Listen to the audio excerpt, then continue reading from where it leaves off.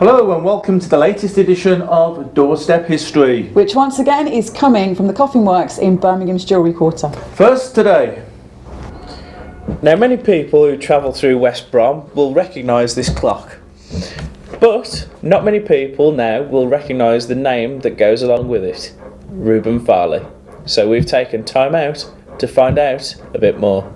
Thousands of people walk past this monument in West Bromwich at the Handsworth end of the High Street every day, most little realising, or not having time to realise, that it has strong connections with the history of the town. At the opposite end of the once Golden Mile, they may well see this clock tower at Carter's Green, but few will know that it too is connected to a man who became known as the Man of West Bromwich. That man was Reuben Farley, and he is to become the first mayor of the town, and indeed he was 5 times the mayor in his career.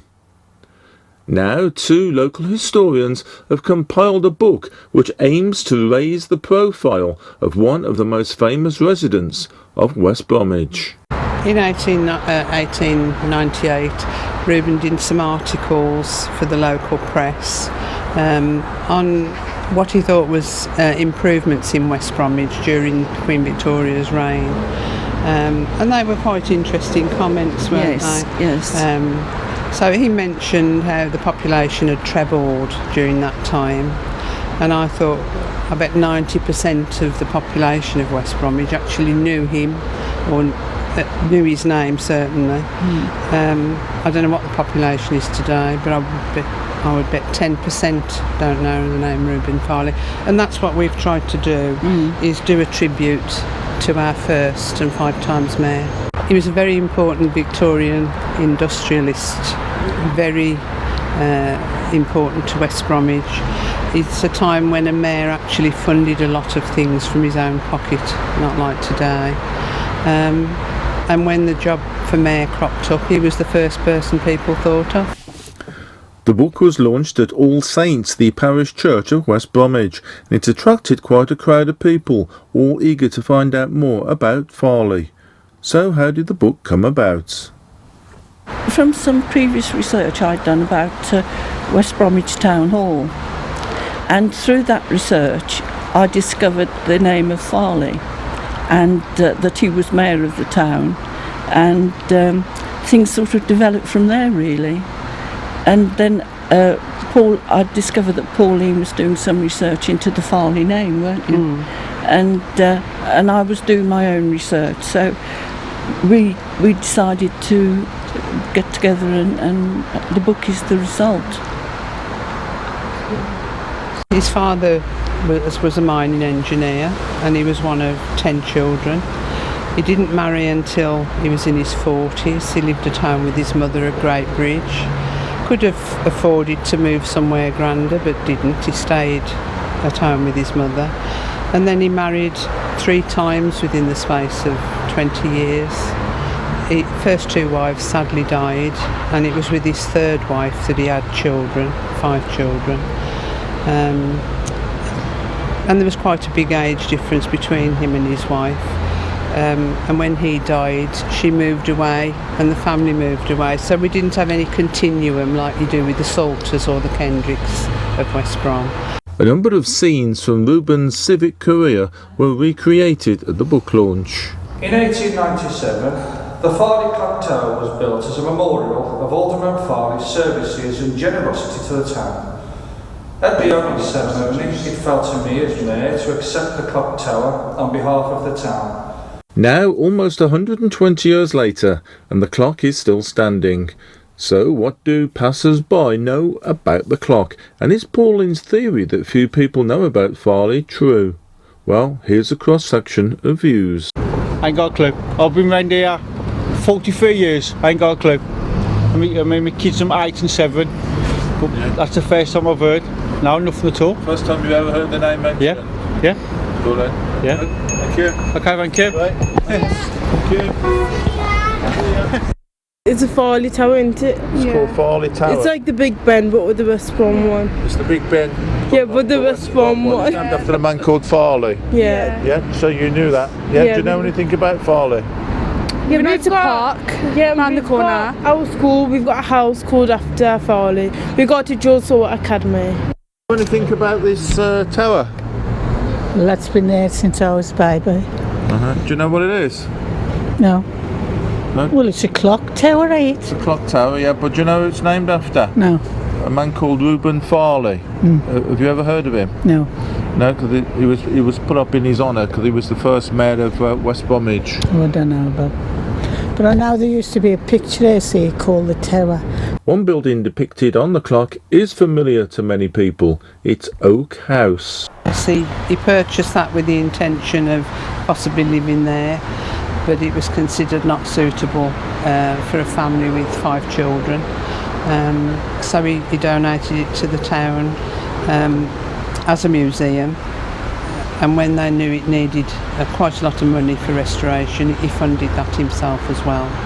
And we've still thankfully got Oak House today. That's right, yeah. Which has recently been restored. Well, the barns have been restored and well worth a visit. This gold-plated illuminated address, now in Sandwell Library, was presented to Farley by workers at his Summit Foundry when he became mayor in 1882.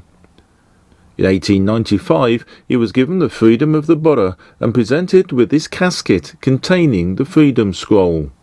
The casket was made using oak taken from a beam at Oak House. And it's an impressive portrait, isn't it, on the cover of your book?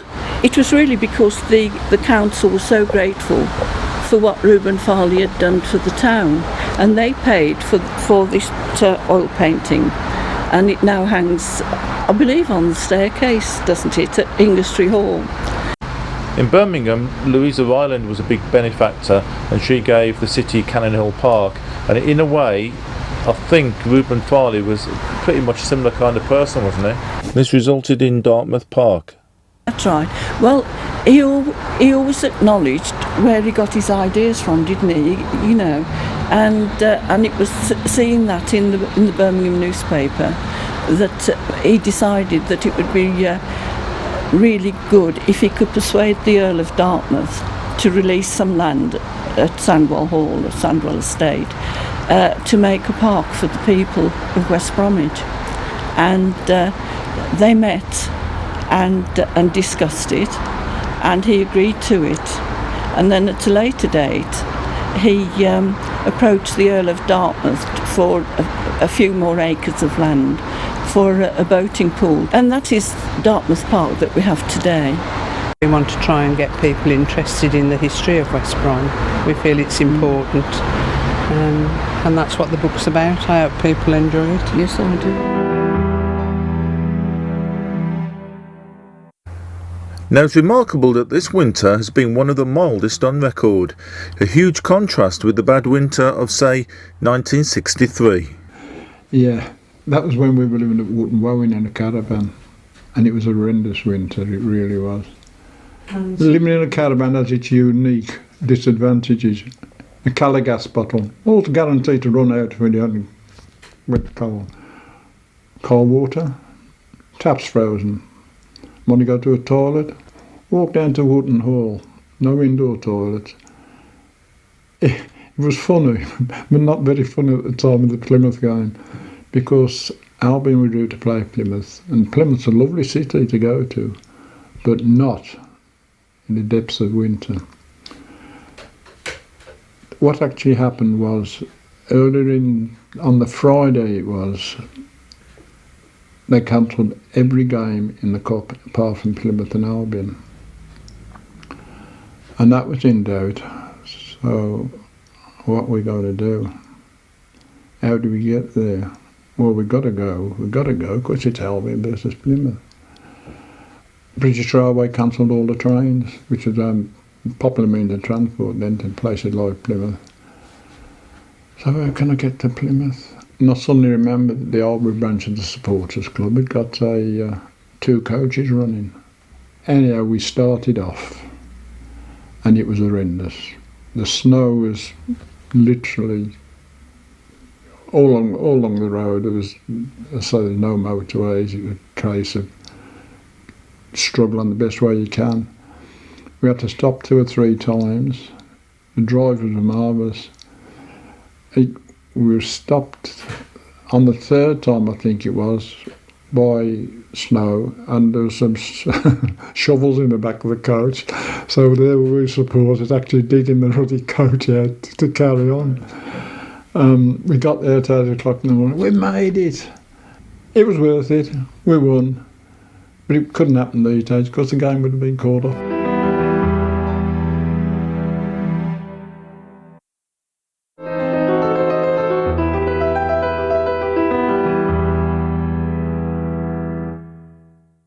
Hello, my name is Oliver and I'm here at the South Staffordshire Museum to find out more about World War II. We went to the museum with our school because we have been doing about World War II. The lady showed us some great artifacts and we were able to look at all the sorts of things. If you didn't know anything about the war before you went there, you'd been fascinated by everything and found it really good. But we had spent a long time doing the war at school, so we had already seen most of the things, and so we answered almost every question that she asked us. I'm a volunteer in the education team at the Staffordshire Regiment Museum.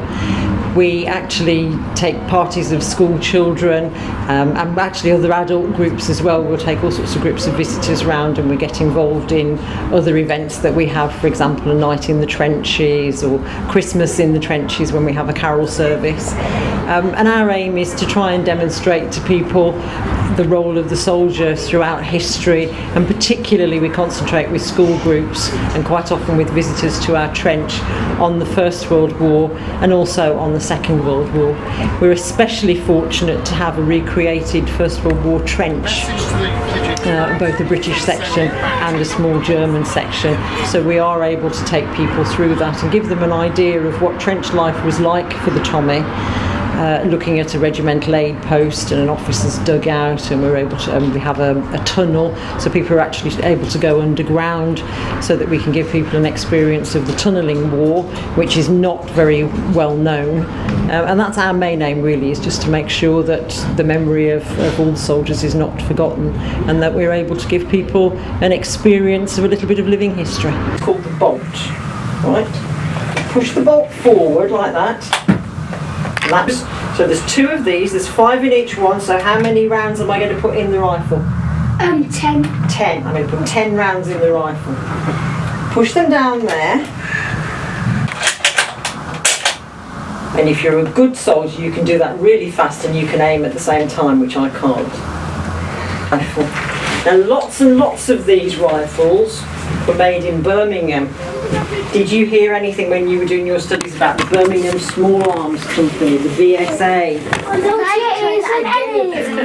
We hadn't been able to handle the guns before, so that was really exciting, but some people got a bit scared, but I didn't. Airborne here. Some of the guns were really heavy, and it must have been difficult for soldiers who had to use them.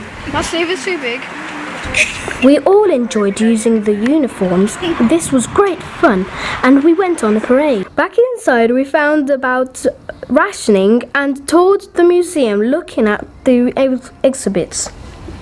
We liked looking at the museum because of all the models, and the soldiers must have been a lot of strength to survive the war. Okay.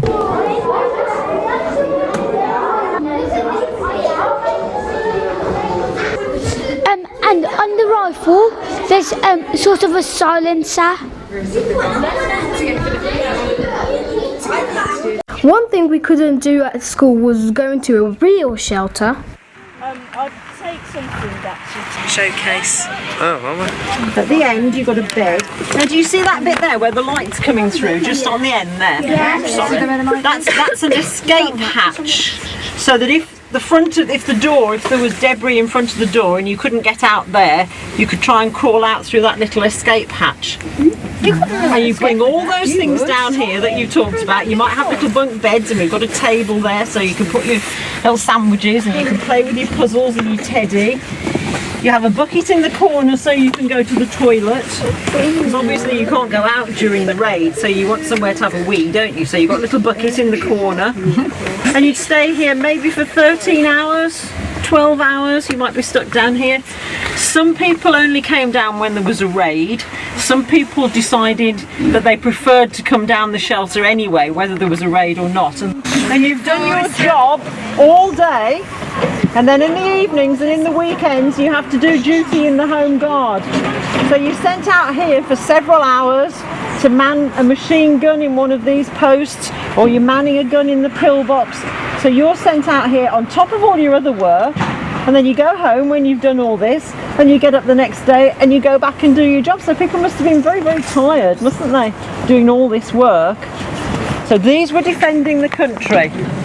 Well, I like the trip to the museum because we gone with these special people that show us around. I liked best holding the guns and seeing what it was like to have rationing available.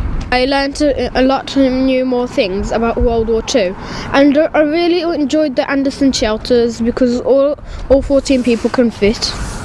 And we looked at a barn. We like the Anderson shelters because when you went in, you've never really been in an Anderson shelter before, and you got to see what it looks like. And you can't really imagine sleeping in there. Yeah, because it's just benches. I liked where we could use the wear on the uniforms and hold the rifles and all those guns. I liked rationing, and I liked all the food. We got to wear hats and uniform, and we went outside to look outside.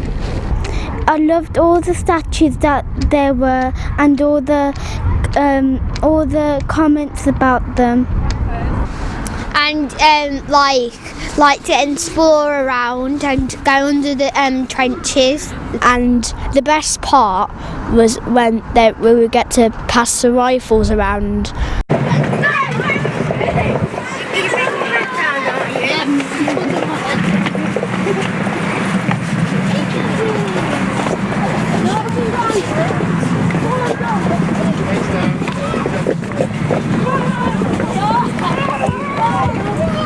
We had a really great time. I think I enjoyed it. It was a really great museum to visit. Message to the pigeons foot and send it back to their...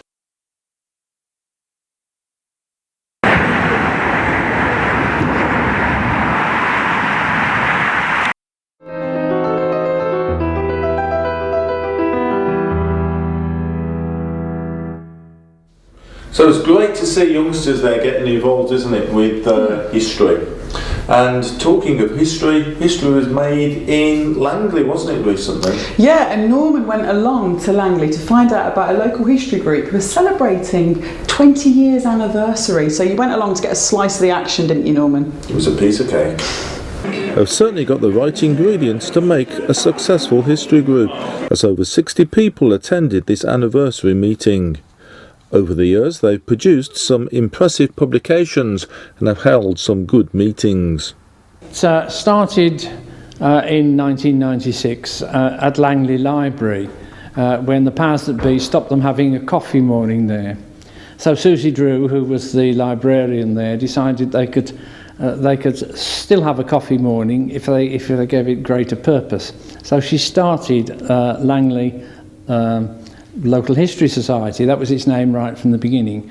And the idea was that people would record their reminiscences of living in Langley over the 20th century. And so they did that. Within a year they produced their first little booklet, quite a modest little thing. But that was so popular that they then had to, they got so many other reminiscences in that they had another book out, a more detailed one, in the next year. And from that, the society quietly grew in the library until eventually we got so many members there wasn't room in the library for us. So we moved out to the church hall at Whalley Institutional Church in Pound Road. and we still meet there now, although the site's now the Salvation Army site.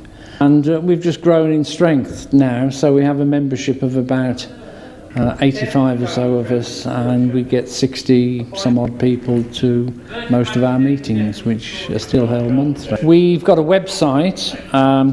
It's a website for, there are 3 local history societies in different bits. There's an Oldbury one, an Old Warley one, and ours.